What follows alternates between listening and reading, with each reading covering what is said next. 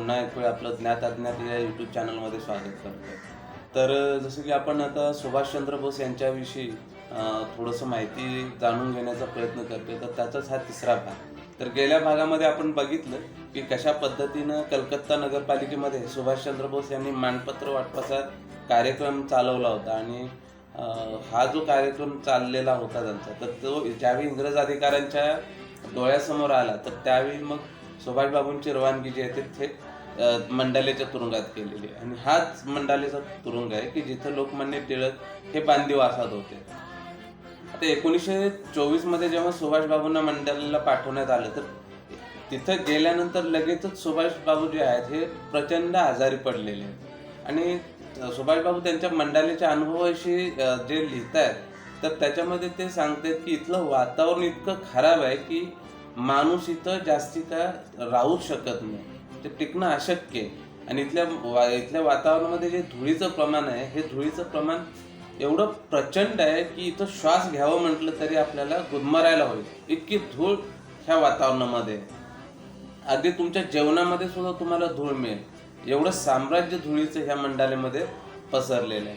आणि मला आश्चर्य वाटतं की ह्या अशा वातावरणामध्ये लोकमान्य टिळक कसे काय बंदिवासात राहिले असतील, आणि इथं राहून सुद्धा त्यांनी गीता रहस्यसारखा महान ग्रंथ कसा काय लिहिला असेल. आणि हा जो मित्रांनो गीता रहस्य हा ग्रंथ आहे, हा ग्रंथ खरं तर आजच्या पिढीला किती म्हणजे माहिती आहे किंवा किती लोकांनी वाचला, हा एक वेगळा संशोधनाचा विषय आहे खरं तर. तर मंडालेमध्ये सुभाषबाबू हे प्रचंड आजारी पडले.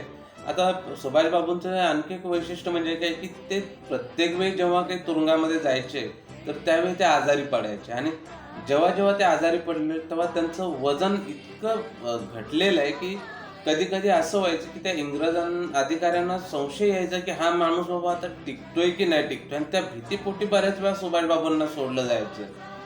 म्हणजे हे सुभाषबाबूंच्या बाबतीत नेहमी घडत आलेलं आहे. तर मंडालेमध्येही अगदी तेच झालं. सुभाषबाबूंच्या ज्यावेळेस आजारी पडले, तर त्याच्यानंतर त्यांचं वजन इतकं घटलं की शेवटी 3 वर्षांच्या त्यांचा जो काळ आहे बंदिवासाचा, तर त्याच्यानंतर त्यांना साधारण 1931च्या दरम्यान जो गांधी अरविंद करार होणार होता, तर त्याच्या साधारण एक थोडे दिवस अगोदर सुभाषबाबूंना हे मंडालेच्या तुरुंगातून सोडून दिलेले आहे. आणि जेव्हा ते मंडालेच्या तुरुंगातून सुटले, तेव्हा त्यांनी सरळ गांधीजींची भेट घेतलेली आहे, म्हणजे गांधी अरविंद करार होण्याच्या काही दिवस अगोदर.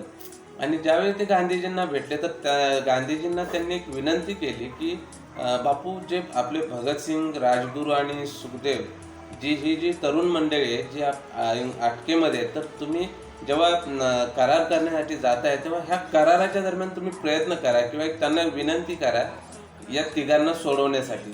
कारण जेव्हा एखादा आपण करार करतो, तेव्हा दोन्ही बाजूंच्याकडून काही ना काही अटी घातल्या जातात आणि त्या अटी आपण मान्य करून घ्यायच्या असतात.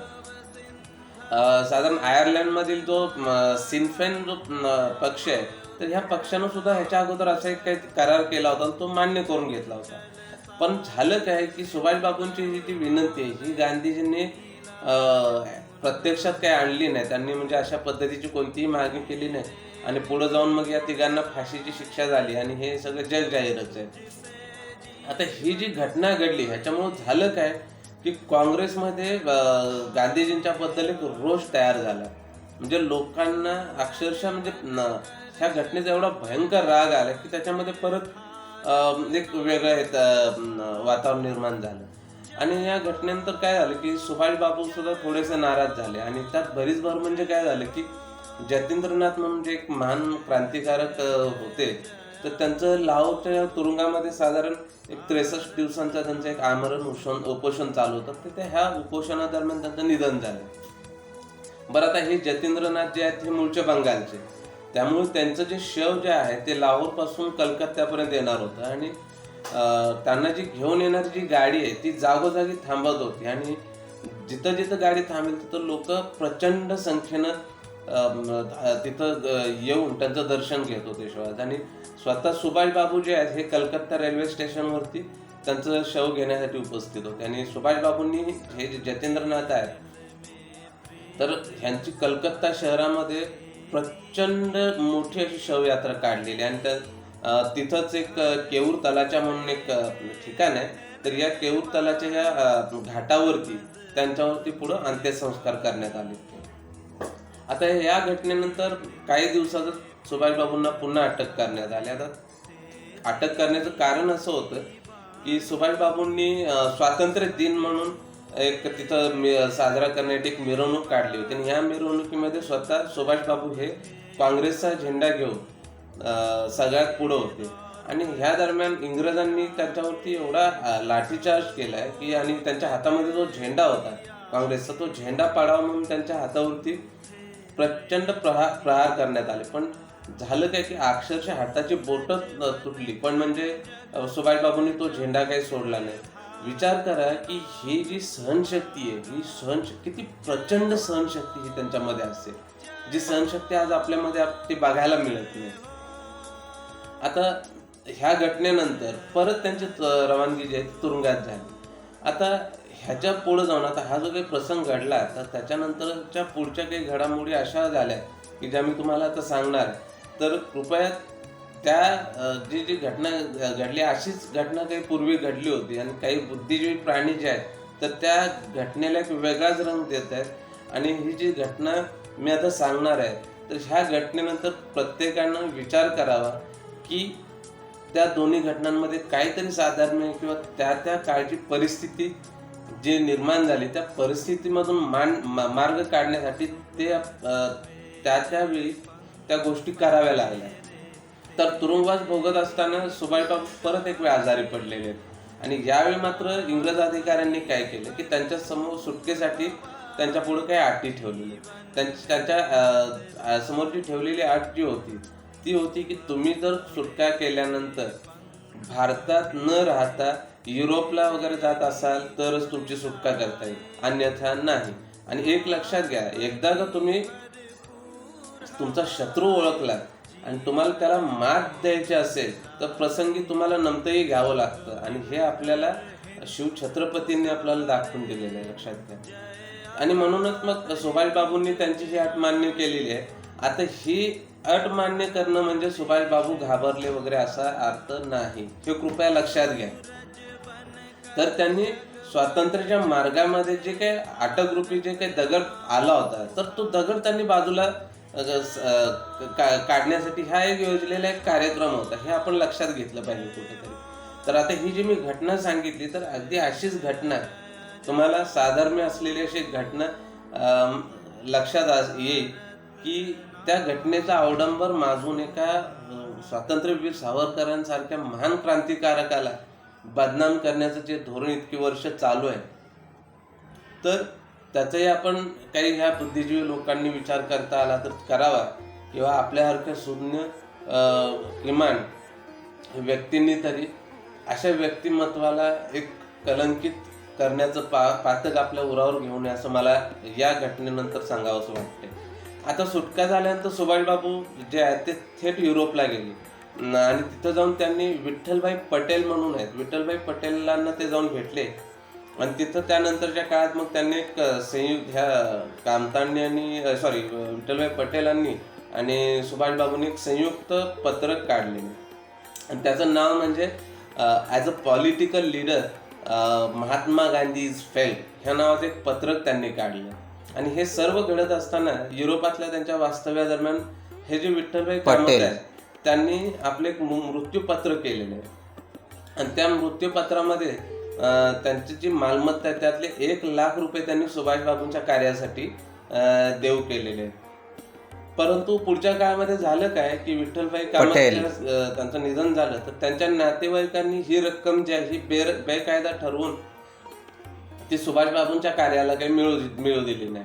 आणि पुढे जाऊन मग ही जी रक्कम आहे ही रक्कम त्यांच्याच नातेवाईकांनी काय केलं, तर ही जी रक्कम आहे ही अब्दुल कलाम जे आहेत यांच्याकडे काँग्रेसच्या कार्यासाठी सुपूर्द करून टाकली. ती रक्कम जी जायला पाहिजे होती सुभाषबाबूंच्याकडे, तर ती काँग्रेसकडे अब्दुल कलाम यांच्या मार्फत ती रक्कम गेली. दरम्यानच्या काळामध्ये सुभाषबाबू हे व्हिएन्नाला गेले आणि व्हिएन्नामध्ये त्यांना थोडासा पित्ताशयाचा त्रास होत असल्यामुळं तिथंच मग त्यांचं ऑपरेशन झालं. आणि त्याच्या आजारपणातील विश्रांतीच्या काळामध्ये त्यांनी द इंडियन स्ट्रगल त्याचा पहिला भाग जो आहे तर हे जे पुस्तक आहे तर त्या विश्रांतीच्या काळामध्ये त्यांनी तो लिहून काढलेला आहे. द इंडियन स्ट्रगल जे पुस्तक भारतामध्ये प्रदर्शनास ते प्रकाशित करण्यास बंदी घालण्यात आली, तेच हे पुस्तकाचा हा पहिला भाग. आणि आपलं दुर्दैव बघा की आजही आपल्यापैकी बऱ्याच जणांना आहे ना हे पुस्तक वाचण्याचा योग काही अजून आलेला नाही. आता मी माझा एक ग्रुप आहे व्हॉट्सअपमध्ये, त्याच्यामध्ये द इंडियन स्ट्रगल भाग 1 आणि द इंडियन स्ट्रगल भाग 2 ही 2 PDF स्वरूपातली पुस्तकं वाचण्यासाठी उपलब्ध करून दिलेली.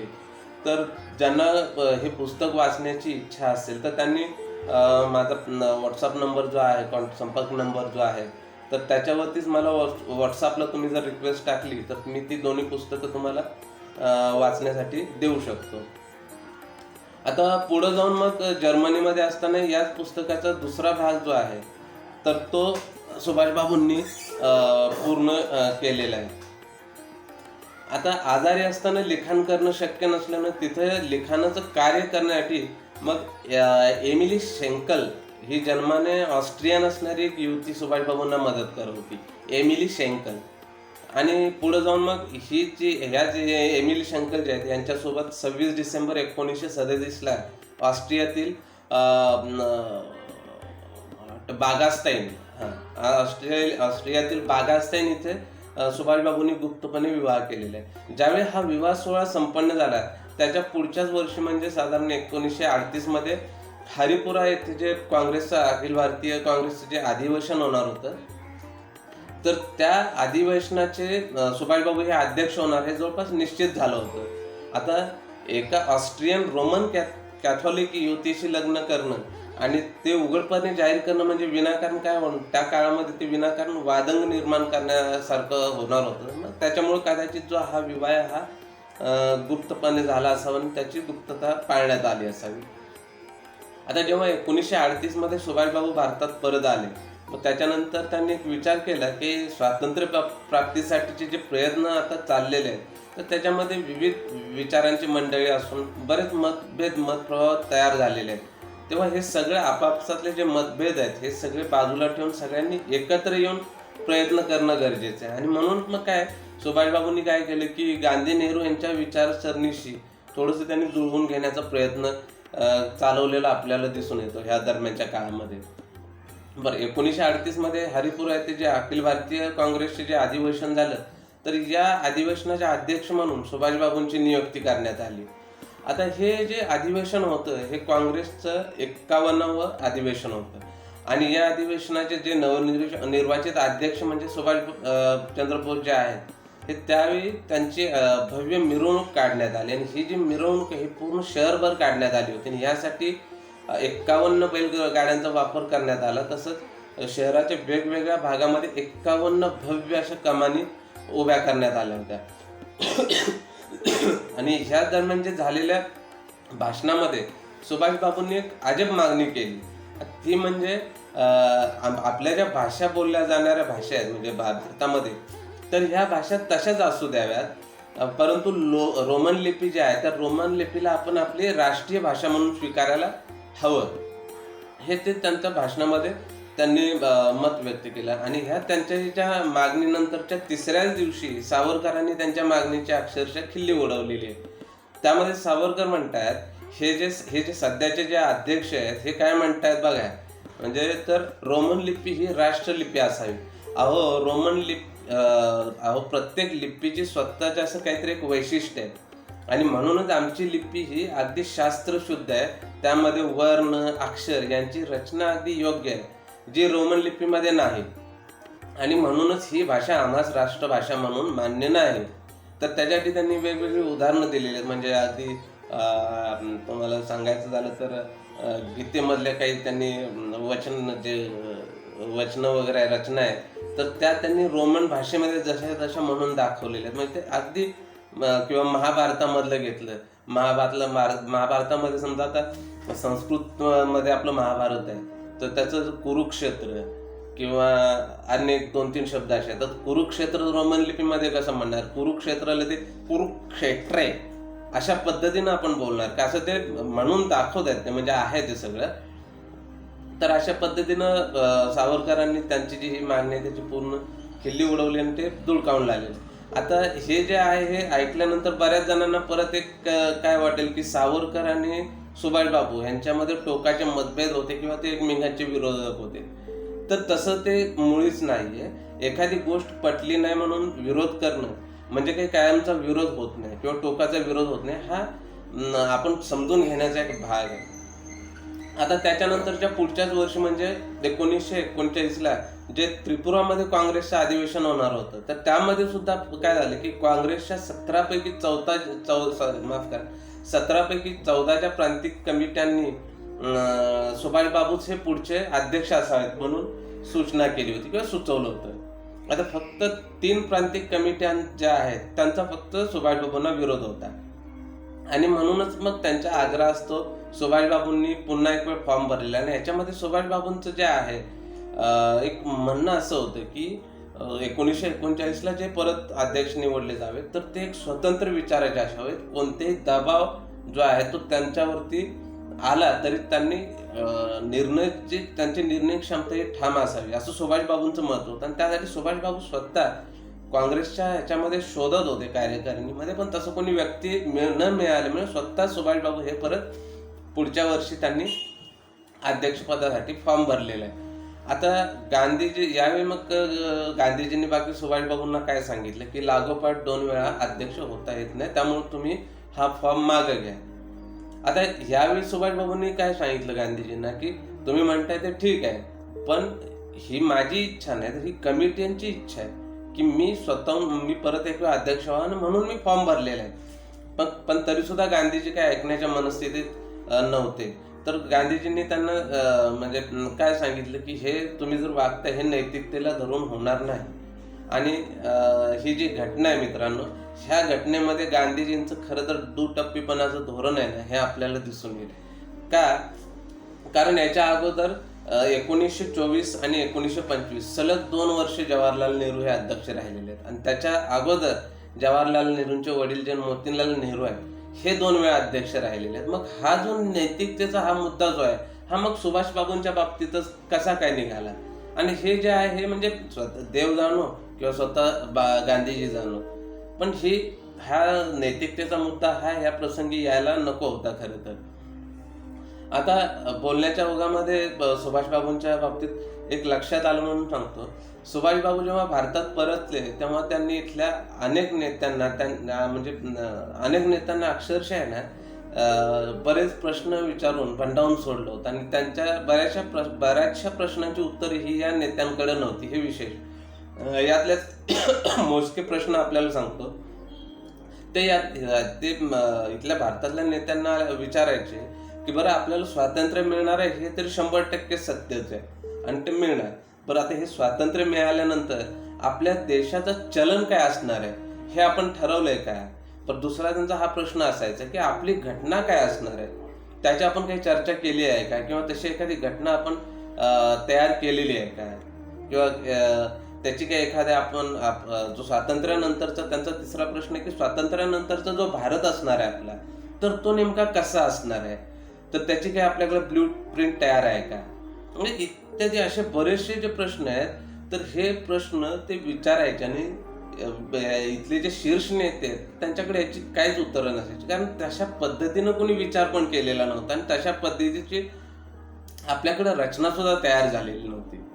आणि असो तर पुढं मग गांधीजी सुभाषबाबूंना म्हणतात की जर तुम्ही फॉर्म भरत असाल तर मग मला नाईलाज असतो माझा वैयक्तिक उमेदवार तुमच्या विरोधात उभा करावा लागेल आणि मी त्याचा स्वतः वैयक्तिक प्रचार हे मी करणार.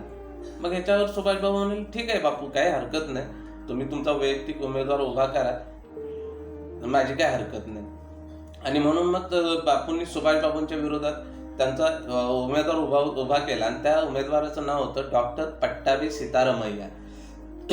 आणि डॉक्टर पट्टाभी सीतारामय्यांचा गांधीजींनी स्वतः जागोजागी जाऊन प्रचार केलेला आहे आणि लोकांना म्हणजे पट्टाभी सीतारामय्यांना मतदान करण्याचं आवाहन केलेलं आहे. परंतु यामध्ये झालं काय की डॉक्टर पट्टाभी सीतारामय्यांचा पराभव झालेला, म्हणजे हा पराभव खरं तर गांधीजींचा वैयक्तिक पराभव झाल्यासारखा आहे. आणि सुभाषबाबूंनी दुसऱ्यांदा मग ह्या निवडणुकीनंतर काँग्रेस कमिटीचे अध्यक्ष बनले. आता यावेळी झालं काय की सुभाषबाबूंना स्वतःची कार्यकारिणी बनवायची होती.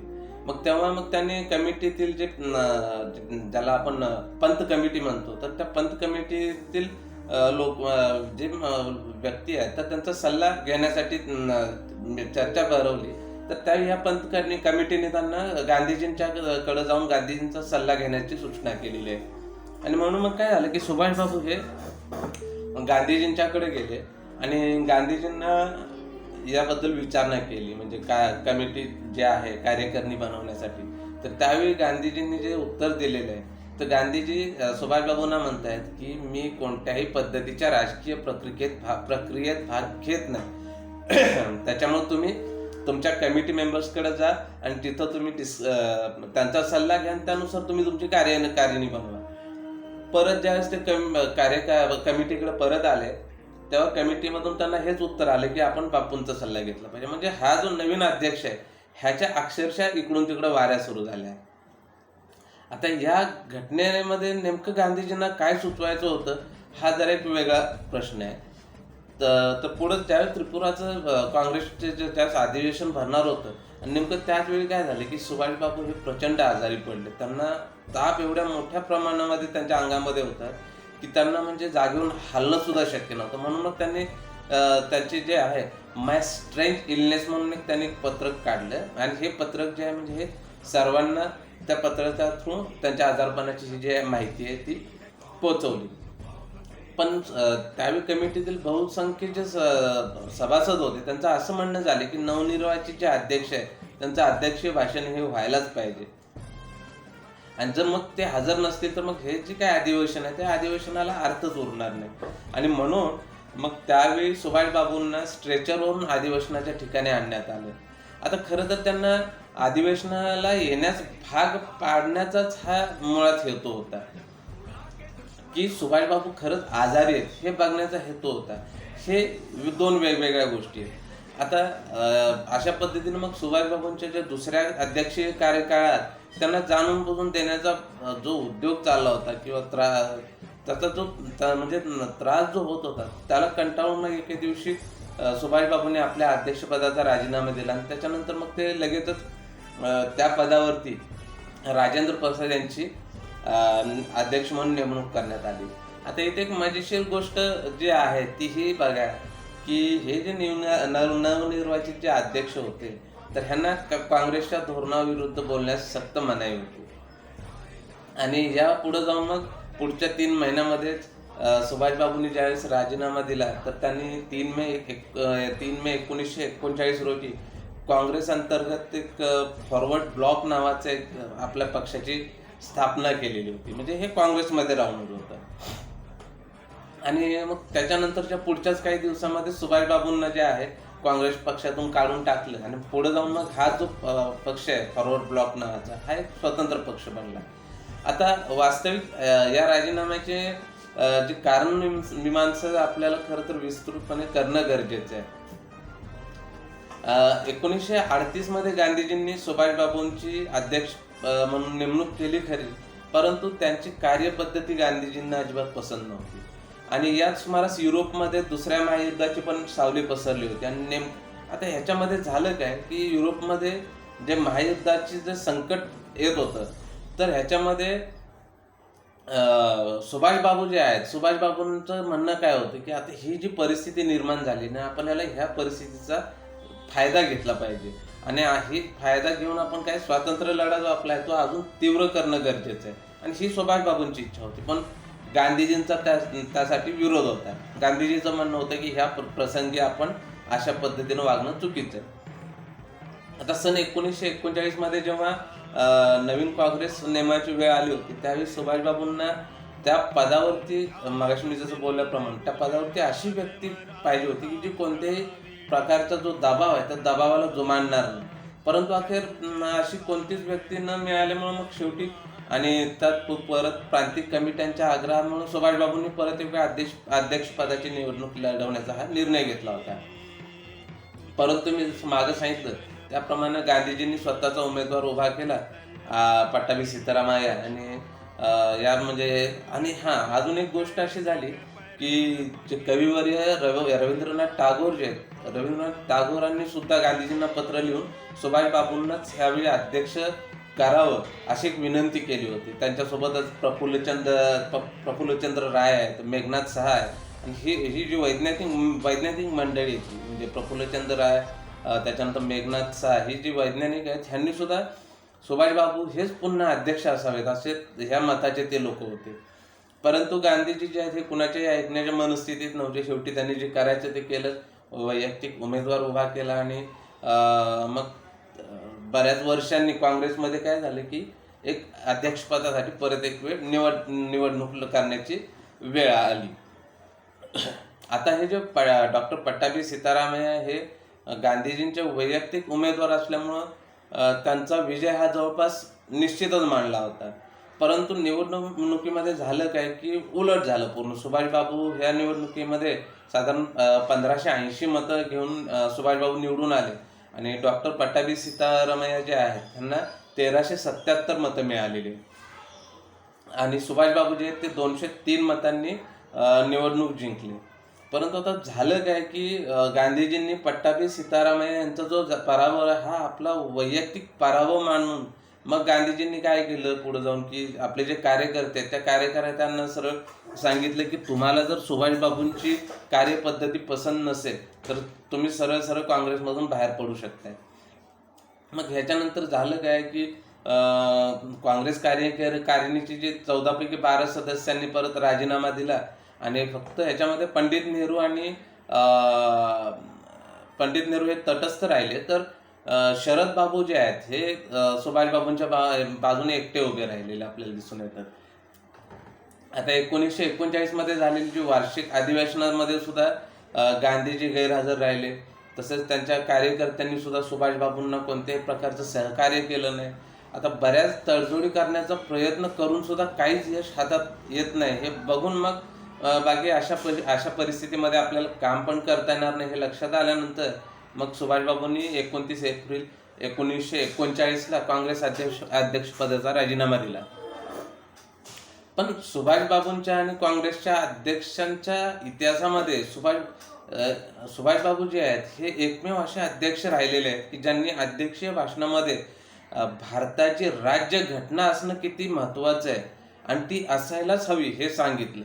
हे आपल्याला इथं लक्षात घेणं गरजेचं आहे. असो, तर जेव्हा कोणताही पक्ष स्थापन केला जातो तेव्हा त्याची एक निशाणी असते आणि तसंच सुभाषबाबूंचा जो फॉरवर्ड ब्लॉक हा जो पक्ष आहे ह्या पक्षाची सुद्धा एक निशाणी ठरली आणि ती निशाणी म्हणजे वाघ. तर मित्रांनो, आज आपण इथं थांबतोय. पुढच्या भागामध्ये ह्याच्या पुढच्या ज्या काही घडामोडी घडलेल्या आहेत सुभाषबाबूंच्या राजकीय जीवनामध्ये किंवा काँग्रेस आणि त्यांच्यामध्ये ज्या पद्धतीनं थोडंसं फारकत होत गेली तर हे आपण पुढच्या भागामध्ये बघतोय. तर आपल्याला भाग कसा वाटला हे आपण नक्कीच कॉमेंट्समध्ये लिहावं. जर काही सुधारणा पाहिजे असतील तर त्याही कळवाव्यात. धन्यवाद.